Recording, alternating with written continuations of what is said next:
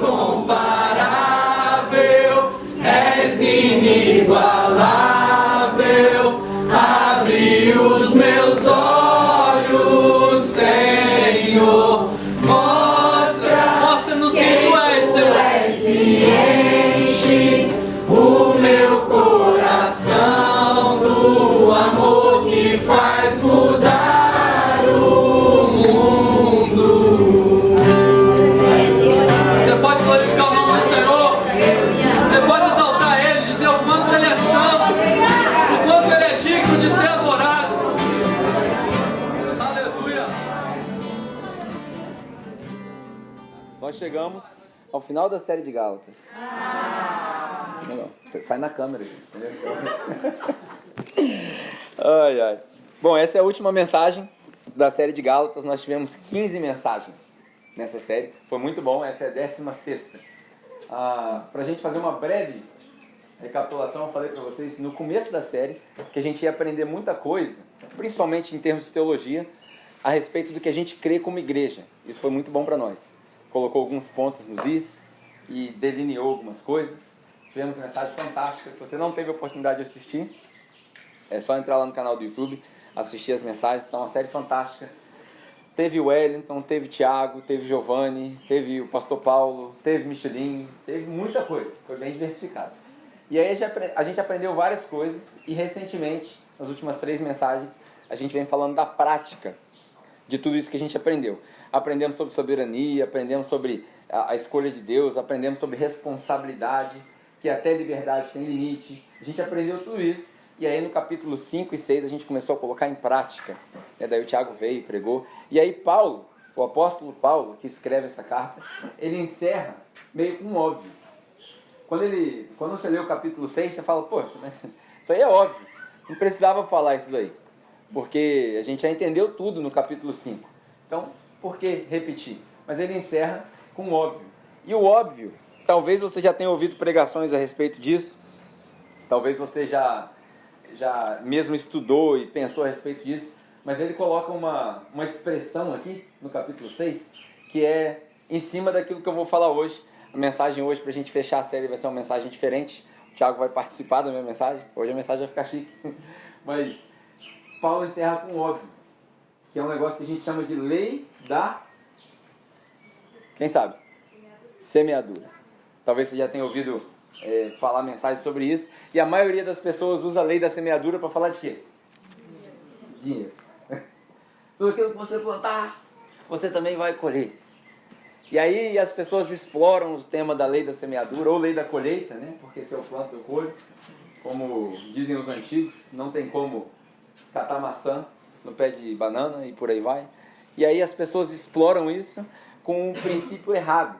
A impressão que eu tenho é que Paulo não está falando de dinheiro.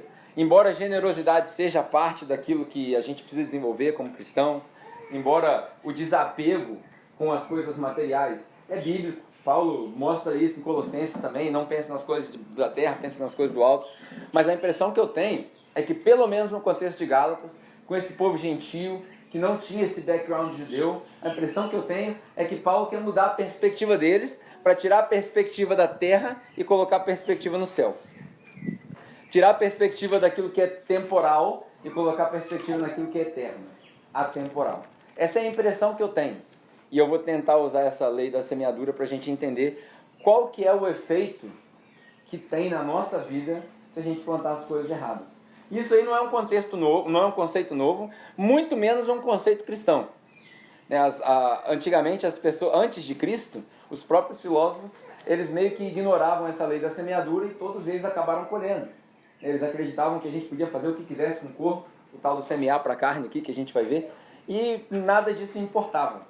E eles acabaram colhendo a mesma coisa. Todo mundo aqui deve conhecer a história do Alexandre o Grande, que quando foi enterrado pediu para colocar ali no seu caixão ou na sua tumba, sei lá, as coisas pro lado de fora para mostrar que a gente não leva nada. Todo mundo conhece essas histórias famosas, né, da mitologia grega e por aí vai. Então hoje eu quero falar sobre essa lei da semeadura de uma perspectiva diferente.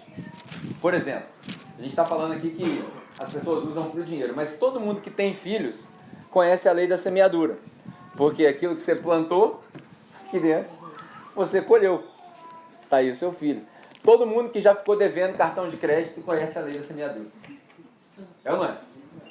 Você plantou, comprou o que você não precisava para impressionar quem você não gosta, com dinheiro que você não tinha, e acabou tendo que pagar por isso.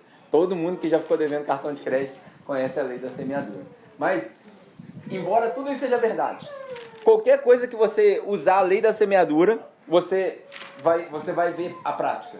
Você consegue colher. Tudo que você fizer. Só que nós, com a perspectiva de Gálatas, a gente tem uma outra coisa para demonstrar. Essa mudança de perspectiva. E aí, eu quero fazer o seguinte. Eu vou ler com você os textos, né, o texto bíblico, que é Gálatas capítulo 6, do versículo 7 até o 10. Eu vou ler ele 2 vezes. Vou fazer uma experiência aqui. Eu vou ler 2 vezes. A primeira vez eu vou ler na tradução em português, que provavelmente é a parecida que você tem aí. A segunda vez eu vou ler na tradução contemporânea na real, papo reto, para você poder entender o que eu vou querer dizer. Gálatas, capítulo 6, versículo 7, diz o seguinte: Não se deixe enganar, de Deus não se zomba, pois o que o homem semear, isso também colherá. Quem semeia para a sua carne, da carne colherá destruição. Mas quem semeia para o Espírito, do Espírito colherá a vida eterna. E não nos cansemos de fazer o bem, pois no tempo próprio colheremos se não desanimarmos. Portanto, enquanto temos oportunidade, façamos o quê? Façamos o bem a todos, especialmente aos da família da fé. Essa é a tradução que você tem aí. Eu já falei aqui várias vezes que às vezes no ler em português a gente perde muito do que o escritor quis dizer. Então vou ler para você na tradução papo reto, sem dar volta. Diz o seguinte: tá de sacanagem com a minha cara, né? Paulo falando para os Gálatas. Você está querendo fazer Deus bobo, não é possível. Vocês estão querendo zoar com a cara de Deus. Por quê? Tudo que você aprontar com Deus, você vai receber de volta. Se você plantar na sua vida só para você, você vai colher só para você. Vai dar ruim. Mas se você colher para os outros, as coisas vão melhorar. Por isso, a gente não deve se cansar de sempre estar alerta para dar uma moral um para o outro. Principalmente aqueles que estão sentados aqui. Por que Paulo diz isso? Desse jeito. Porque Paulo entendeu o que a gente decorou e não põe em prática. Paulo entendeu o que nós decoramos. Ele pôs em prática, nós não. Quando Jesus deu o último discurso dele, Jesus falou o seguinte: irmãos, um novo mandamento eu vos dou, que não era novo nada. Amai-vos uns aos outros. Como eu vos amei, vocês devem amar uns aos outros. Por quê? João capítulo 13, versículo 35. Por que a gente deve amar uns aos outros?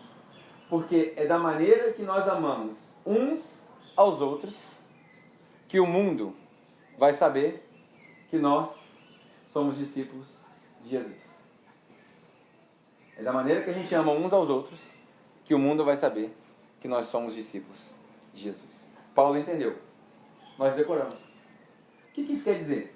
Quer dizer que a pessoa que está aí do seu lado precisa ser tão amada por você e vice-versa, que quando alguém aparecer aqui que não faz parte desse meio, tenha uma inveja santa e fale: eu quero fazer parte desse grupo. Porque ali eles se amam de tal maneira que eu percebi Jesus no meio deles. Eu vi Jesus sem ninguém precisar pregar. É aí que entra a frase de Tomé ou Tomás de Aquino? Que fala? Tomás? Tomás de Aquino. Pregue o evangelho, se necessário, use palavras. Muita gente usa essa frase e entende errado. Fala que a gente tem que só dar o testemunho sem pregar. Não. Porque o evangelho precisa ser pregado. É através da pregação do evangelho que as pessoas vão ouvir. Porque como ouvirão se não há quem pregue? Mas a frase dele faz todo sentido quando a gente contrasta pregação e testemunho. Não adianta nada você pregar uma coisa e viver outra. Você literalmente anula aquilo que você pregou. É por isso que o irmão de Jesus, quando ele escreve para as igrejas, ele fala: irmãos, tudo bem, você quer falar de fé? Me mostra a sua fé aí sem nada e eu vou te mostrar a minha fé através das coisas que eu fiz. É por isso que ele fala desse jeito. E aí aqui em Gálatas, a gente tem alguns versículos para a gente passar uma ideia. O primeiro deles está logo no versículo 6. versículo 6, a gente lê: irmãos, não se enganem, de Deus não se pode zombar. Não tem como ridicularizar Deus. Deus é muito maior do que nós. Deus é muito além da nossa descrição. Não tem como você, na sua natureza finita, na sua natureza pecadora, no seu jeitinho brasileiro, não tem como você ridicularizar Deus. Às vezes a gente acha que está ganhando de Deus, quando na verdade Deus já está muito à frente da gente. A gente já ouviu aqui algumas vezes o nosso irmão Michelin pregar que Deus não se surpreende, mas Ele é surpreendente. Quem aqui já ouviu isso? Deus não se surpreende, porque Ele já sabe de todas as coisas. Mas Ele é surpreendente, porque Ele faz o fim desde o começo. Então Ele meio que vem andando de trás para frente e te encontra no caminho. Nada que você inventar a moda vai surpreender Deus. Não tem como. Deus já está muito, muito, muito à nossa frente. Eu ouso dizer que Deus já sabe de tal maneira aquilo que você vai fazer, que se bobear, você acha que está fazendo algo que você decidiu fazer, que na verdade já estava tudo preparado. E aí vai entrar num embolo na sua mente, que a gente não precisa entrar nesse ponto hoje, mas é um bom assunto para você discutir, para você conversar, para você aprofundar um pouco mais na sua mente. E aí, de Deus não se ridiculariza, não tem como ridicularizar Deus. E aí no versículo 7 ele fala sobre semear e colher. Semear e colher. Tudo aquilo que você plantar, você vai colher. Tudo aquilo que você semear, você vai colher. Isso aí vale para toda a área da sua vida. Só que ele fala também sobre um semear e um colher espiritual. Ele fala a respeito de, se você semear para carne, você vai colher o quê? Ruínas, destruição. A palavra destruição tem tudo a ver com morte. Se você semeia para carne, você vai colher morte. Por quê? Olha o contraste. Lembra que a gente falou na série de Gálatas que o Evangelho é todo a respeito de antítese? Não tem síntese, é antítese. Ou é 8 ou é 80. Então, se você semeia para carne, você colhe morte. Consequentemente, se você semeia no Espírito, você colhe vida eterna. Porque a vida que Cristo dá também não é só vida. A gente precisa sair. Por isso que eu falo que Paulo tem um desafio de sair dessa perspectiva. Ele sai da terra e vai para a perspectiva terrena, para a perspectiva eterna. Certa vez, quando ele prega para os Coríntios, por exemplo, ele fala: eu conheço um homem que foi lá no céu e voltou, se em espírito ou em sonho, eu não sei. Mas eu conheço um cara que foi lá e ele viu coisas que são impossíveis de ser descritas. Ele estava falando dele mesmo. Então Paulo está querendo desafiar a gente a fazer o que os pregadores antigos, de 30, 40 anos atrás, faziam. A gente perdeu a paixão pela vida eterna. A gente perdeu a paixão pelo céu. A gente perdeu a paixão pela comunhão com o próprio Deus. A gente reduziu Deus a uma melhoria de vida. Vinde a mim todos estão cansados e oprimidos e eu vos aliviarei. Aí o cara fala assim: pô, se eu conseguir um emprego novo, Deus já cumpriu a promessa dele. Não é disso que ele está falando. Não é disso que ele está falando. Todo aquele que encontra Cristo encontra a vida. E a gente fala: eu vou ter uma vida melhor, vou ter uma casa melhor, vou ter um carro melhor. Não é disso que ele está falando. Ele está falando de vida eterna. De um negócio que é impossível de ser descrito. Que nem olhos viram e nem ouvidos ouviram. Tem noção? Claro que não. É uma pergunta retórica. Não tem como. Vai muito além.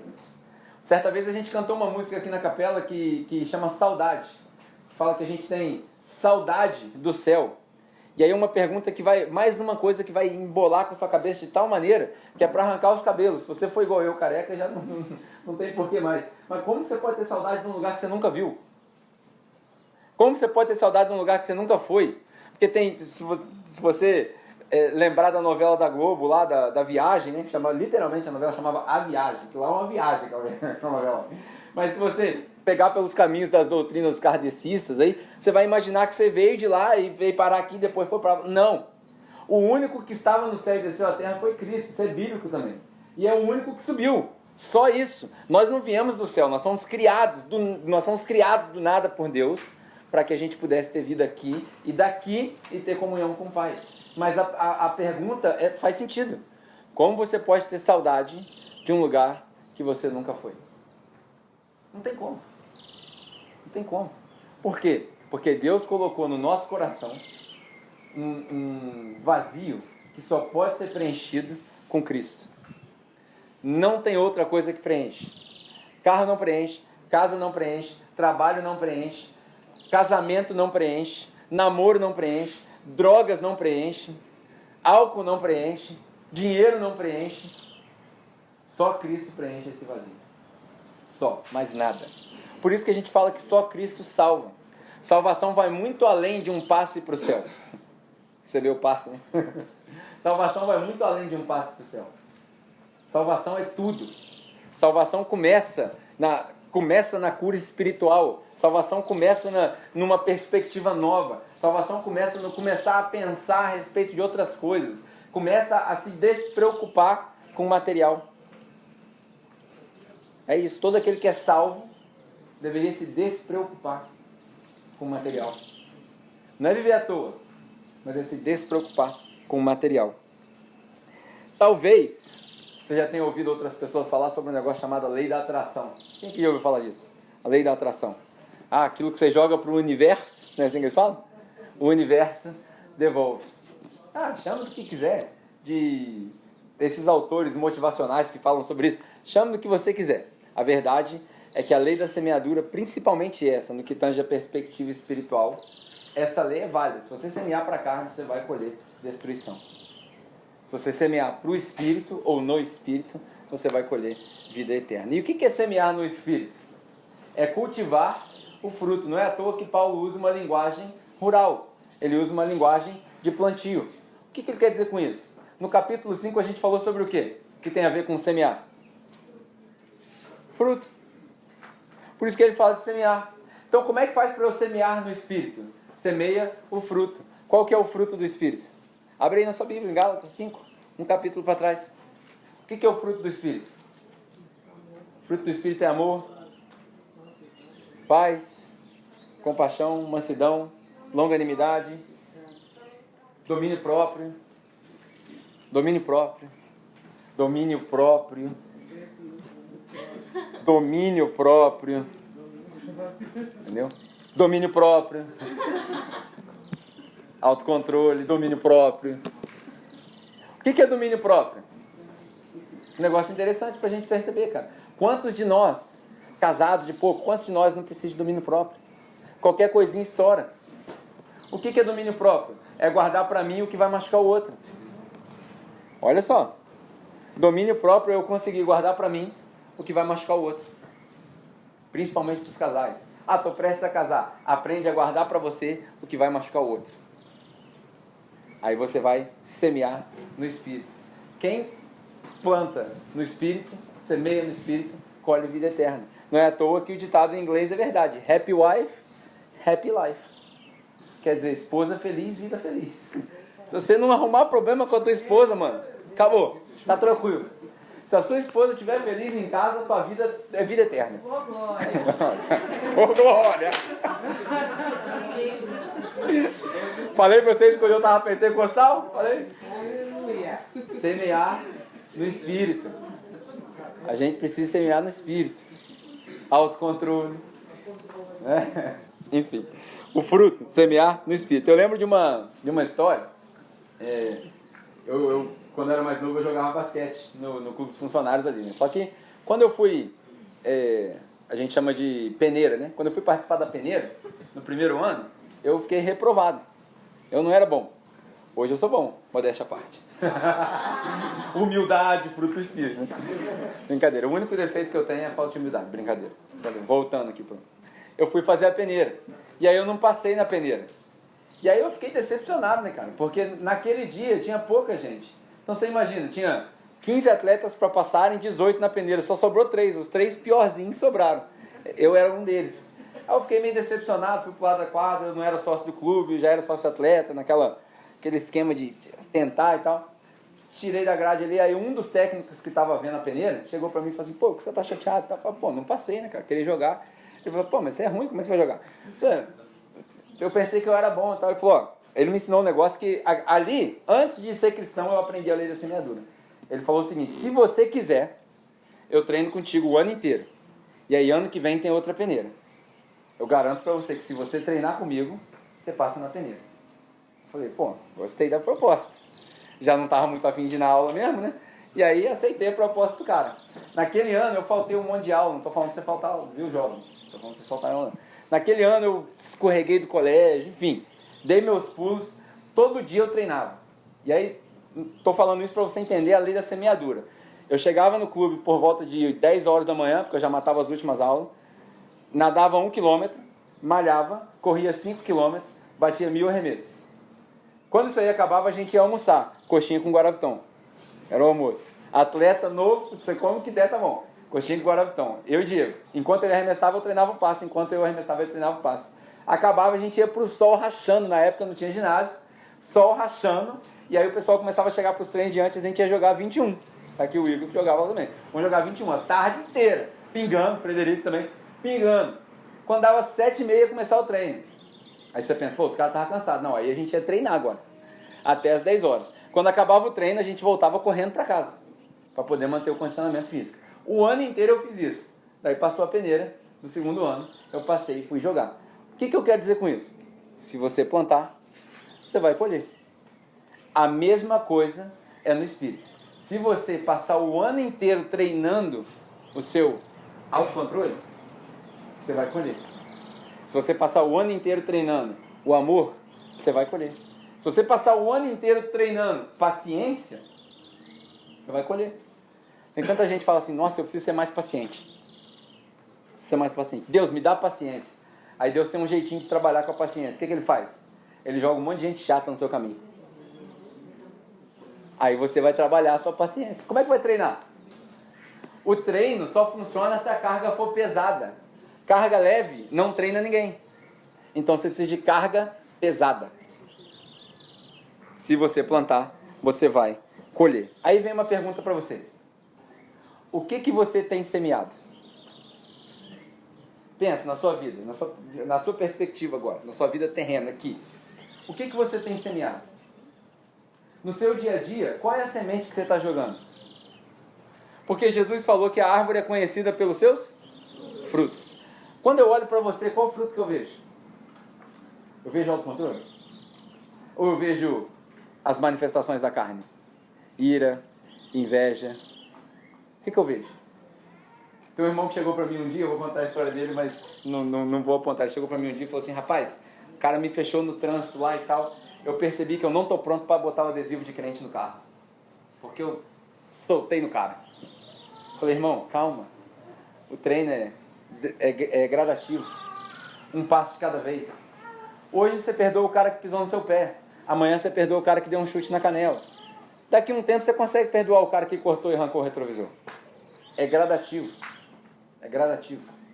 Ah, é impossível fazer. A gente tem um exemplo. Jesus. Ah, mas Jesus era Deus, mas ele também era homem. Porque ele desceu, se fez Deus, foi tentado e não pecou. Ele é o nosso modelo. Ninguém mais. Não adianta eu olhar para o irmão, para o pastor, para o padre. Não adianta. Eu tenho que olhar para Cristo. Porque ele é o nosso padrão. Se todo mundo tiver a mesma referência, as coisas mudam. Você semear no Espírito, você vai colher no Espírito. E aí, ele continua falando sobre a carne e o Espírito, a grande antítese, né, a perspectiva toda. E aí eu comecei a pensar, cara, essa semana, eu já tinha falado isso algumas vezes, mas essa semana falou bem alto comigo. E aí a hora que eu falei que o Thiago vai participar dessa mensagem, eu preparei um pedaço dessa mensagem para mexer contigo mesmo, de propósito. E eu comecei a pensar, cara, como que pode alguém pegar um livro que fala de salvação e transformar isso aqui numa mensagem de condenação? Como pode? Como que pode alguém pegar um livro que o objetivo disso aqui é falar de vida? Eu vim para que vocês tenham vida. E aí a gente transforma num negócio que gera morte. Como que eu posso pegar uma mensagem de amor e transformar numa mensagem de ódio? Não tem como. Talvez você esteja lendo com as lentes erradas. Talvez você esteja lendo isso daqui da maneira errada. E aí, tendo refletido sobre tudo isso, eu pedi o Thiago para cantar uma canção que vai fazer parte dessa mensagem. A gente não vai acabar a mensagem ainda não. Essa canção é parte da mensagem. É para você pensar. Se você fosse... Pensa bem comigo. Tá no boletim essa música? Tá. Ô, Glória, agora ficou bom. É bom para você refletir então. Olha bem aí no seu boletim. Essa canção ela vai fazer você pensar o seguinte: se você fosse o povo de Gálatas, pensa comigo, se hoje Paulo tivesse escrito essa carta e você fosse o povo de Gálatas, se você tivesse ouvido tudo isso, o que você ia pensar depois de ter ouvido? Poxa, e agora? Será que você pensaria, agora lascou, estou ferrado? Qual que é o sentimento que tem que brotar no seu coração depois de ler? Porque depois de 15 mensagens, talvez tenha ficado na sua mente que nós estamos tentando pregar legalismo, que nós estamos tentando pregar as regras. Não. Eu vou insistir no ponto da liberdade em Cristo, eu vou insistir que você foi salvo, eu vou insistir na misericórdia de Deus, eu vou insistir na responsabilidade, eu vou insistir em tudo isso. Mas eu preciso que você entenda o que a conclusão da série inteira não é o que eu devo fazer. O que eu devo fazer está escrito aí fácil. Portanto, irmãos, não cessem de fazer o bem o tempo todo, para todo mundo, principalmente para os irmãos da fé. Tá bom, conclusão aqui, ó. Todo mundo aqui é inteligente, todo mundo entendeu? Qual é a conclusão da série? Irmãos, você foi salvo pela graça, através da fé, que também está escrito lá em Efésios. Não é para libertinagem. Não use a sua liberdade como desculpa para se jogar na libertinagem. Não façam isso. Portanto, concluindo, o que eu devo fazer com isso tudo? Faça o bem para todo mundo o tempo todo, principalmente para os irmãos da fé. Todo mundo entendeu? Essa é a conclusão. Fechou a mensagem. Fechou a série. Aprendemos o que Paulo quis dizer. Mas além da conclusão, eu quero que você pense o seguinte: qual é o sentimento que tem que estar no meu coração depois de ter ouvido tudo isso? E aí essa canção vai falar isso. E aí a gente vai interagindo, para a gente poder terminar de uma maneira saudável. A gente vai interagindo dentro dessa canção quando o Thiago acabar de cantar.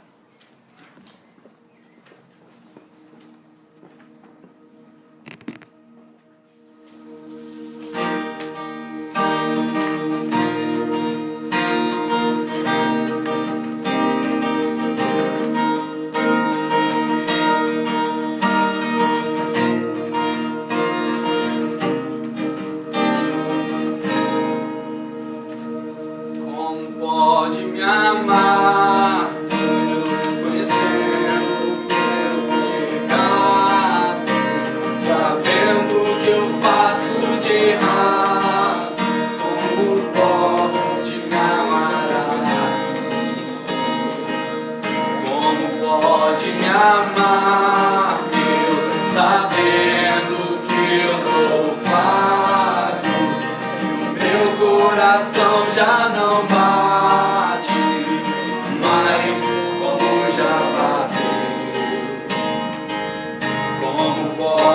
Amar Deus, sabendo que eu fugiria se a porta estivesse aberta.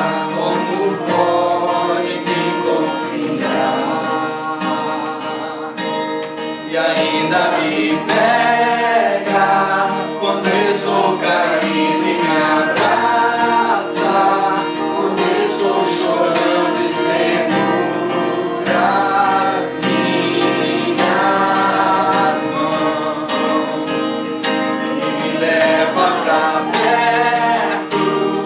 chamas de amor que ardem em teu coração e não se podem conter. Como uma flecha que estoura em meu peito de carne, doendo enquanto eu choro.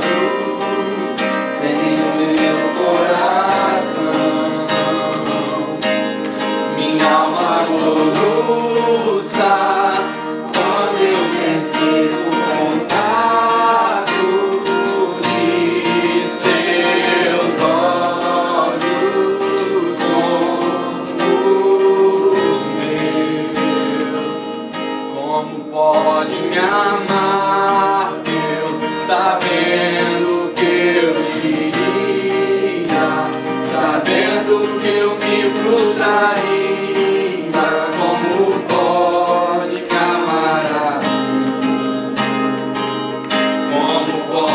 Me amar, Deus, sabendo que eu te culparia pelo que não foi como eu queria. Como pode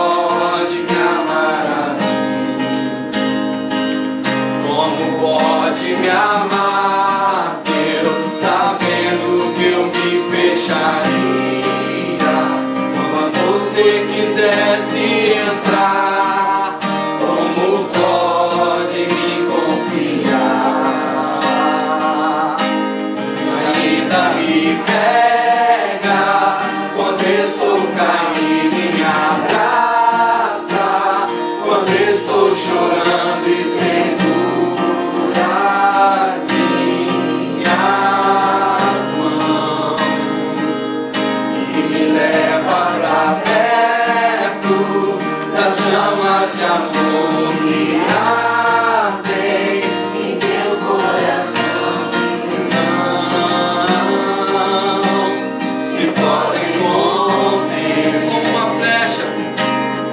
como uma flecha, que estoura em meu intimidade, joelhos enquanto eu choro, tenho meu coração, minha alma soluça quando eu percebo o contato de seus olhos como os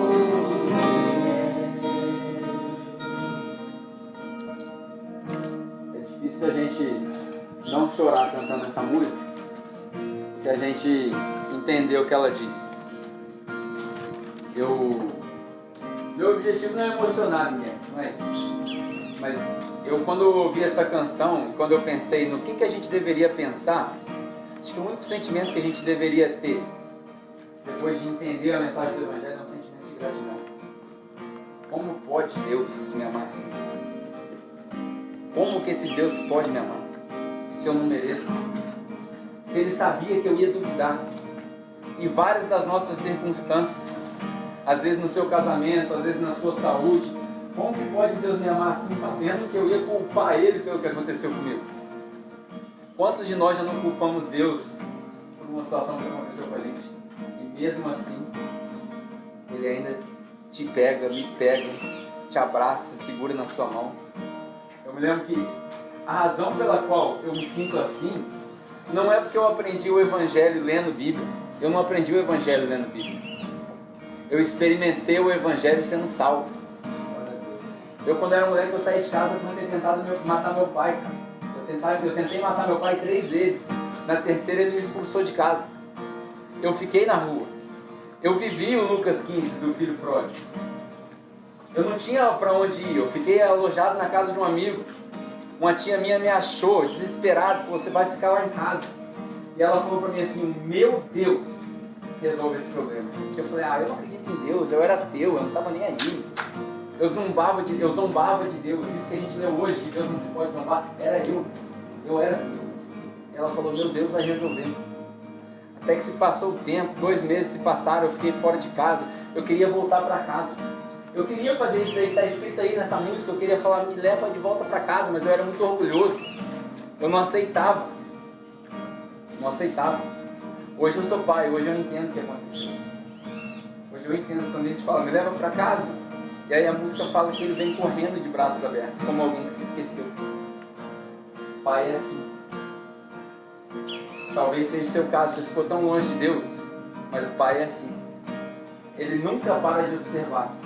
A história do filho pródigo em Lucas 15 conta que o filho saiu e quando ele aparece lá longe, o pai o avistando sai correndo em direção a ele. Porque o pai nunca deixa de esperar que o filho volte. Então eu gostaria de fazer dessa última parte dessa canção uma oração para nós. Para a gente fechar a série. Para a gente ter esse sentimento dentro do nosso coração. Não é para você sair triste, é para você sair grato. Para chorar mesmo de gratidão. Mas para você sair grato enquanto a gente reflete nessas palavras. Para a gente orar essa canção. Me leva pra casa, eu quero voltar, pois longe de ti não é o meu lugar. Eu corro depressa pra te encontrar,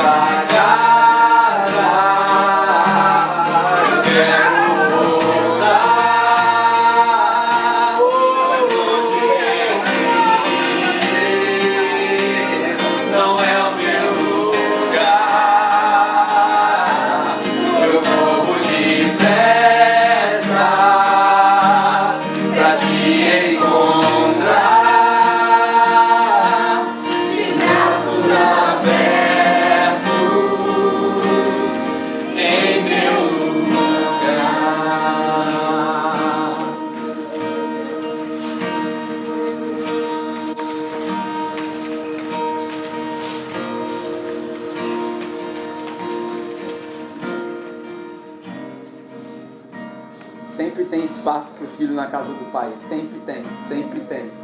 Sempre tem espaço para a filha na casa do pai. Sempre tem. Se seu pai te abandonou, sua mãe era violenta, sempre tem espaço para você na casa de Deus. Deus não se importa com o que você fez, não se importa com o que aconteceu hoje. Deus não se importa com o que vai acontecer amanhã, porque o sangue dele é poderoso para te perdoar, para te cobrir, para te acolher. Tudo que você precisa é falar: me leva para casa, mais nada. Mais nada. Não tem nada que você faça para você perder o amor de Deus. É impossível perder o amor de Deus, cara. A gente precisa sair daqui com uma consciência, porque o nosso mundo precisa entender isso. As pessoas que estão frequentando, às vezes, lugares onde elas estão sendo manipuladas, porque elas estão escutando outro discurso, é um outro evangelho. Não é isso. Deus não se importa com o tamanho do pecado que você cometeu, porque a graça dele é maior do que todo o pecado. Paulo diz que onde abundou o pecado, superabundou a graça. Quanto pior você for, maior é o milagre que Jesus faz. Quanto mais você pecou, mais Jesus te abraça. Quanto pior você for, mais o amor dele se manifesta na sua vida. Nós que crescemos na igreja, a gente desaprendeu a amar o próximo, porque a gente não precisa muito desse perdão. Não é isso. Não é isso. Deus é poderoso para perdoar, para trazer de volta, para acolher. Ele cuida, Ele conforta, Ele põe a mão no ombro, Ele dá o ombro, Ele dá o colo. Você deita, porque você é filho e você é filha de Deus. Leve para casa essa palavra de conforto. Você é filho e você é filha de Deus. Você é herdeiro e herdeira de Deus. O céu é seu, a vida eterna é sua. Você ganhou, dado, de mão beijada. Cristo morreu na cruz para te dar a vida eterna. Não é para vender a vida eterna para você, é para te dar a vida eterna. Ele já deu, já aconteceu, já foi. Aleluia. Tudo que a gente tem que fazer agora é agradecer. Só isso. Mais nada. Mais nada. Mais nada. Amém? Vamos orar mais uma vez? Ore aí, agradeça a Deus você. Use esse momento para você agradecer a Deus. Fala com o Pai. Porque você é filho, você é filho. Se joga de pé mesmo.